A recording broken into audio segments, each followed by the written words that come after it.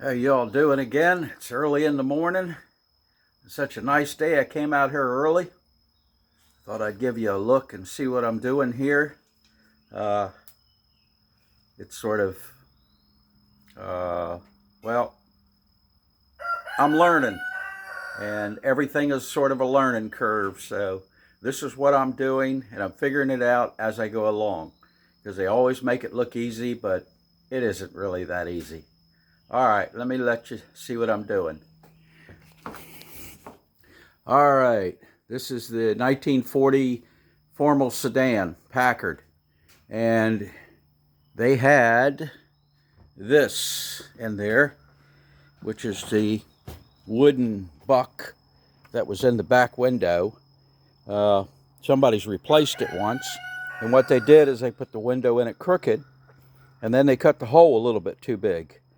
So they tried to fill it in, and I didn't like it. So I took it out, and I made another buck with a smaller hole. And now, instead of the fiberglass is what they put over it, I am putting sheet metal back on it. And I'm finding that it's sort of a trick to get the corners rolled down, because I want to roll the end down. It has a tendency to, with a real 1 inch or 1.25 inch piece of sheet metal out, it really doesn't want to bend in these hard corners, and you can see it split right there. So I used a ball peen hammer to see if I could make the metal grow a little bit, and that worked a little bit better. But I've already got a split, so I'll just have to weld that up once I get through and work with it a little bit. Corners are hard. These are easy. This part's easy, and this is a little tough. But I'm getting it.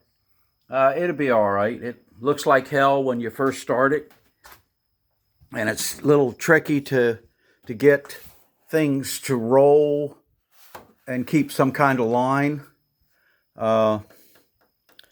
This isn't how, if you were really good at doing sheet metal and body work, this isn't how they would do it, not even close. But this is the way I'm doing it, and it's going to be good enough, because it is a vinyl top car.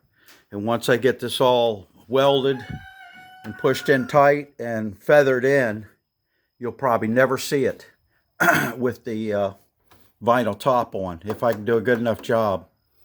But this is the only way I can see to get anything to stick to anything, is to put metal.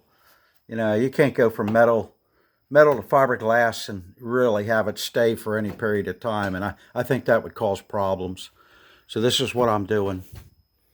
Yeah. So, and of course, my shop is a complete disaster. I've got stuff everywhere. And of course, you see I had to brace it up here to keep it tight. So when I'm working on it, it doesn't get springy like that. And I got wedges back in here. So, just crawling in and out of the cars, getting old real quick. And you can see it's taken everything I've got. All my clamps. And I hope I don't fall through the trunk before I get this done, because the trunk's in bad shape. But let's see. And I've been cleaning some things, fooling around with some vinegar and seeing how that works, because you can see it's, it's got a lot of rust in it, or it's a little surface rust. And I'm trying it and seeing how it works. And you can see it looks like hell. This has been on since, this is the second coating. It's been on for 2 days. And it's definitely doing something. So, it's a really slow process, but this is what I'm going to do. I'm going to fool with it like this, because I got plenty of time to do this stuff and just plod along. I haven't done anything else on the engine. I'm putting it off a little bit. I figured I'd try to get the horrible places done on the car first, just to make the car look like it's savable, if you want to call it that. All right, well, I'll show you what this looks like when I get it a little further down the road. Get it welded in and patched up. So the shape isn't bad. It's just that it's got, I am overlapping it instead of butting it. That's just the way I have to do it because of the buck is nailed to the car, and then I have to put this over top of that. So it just sort of needs to be done this way.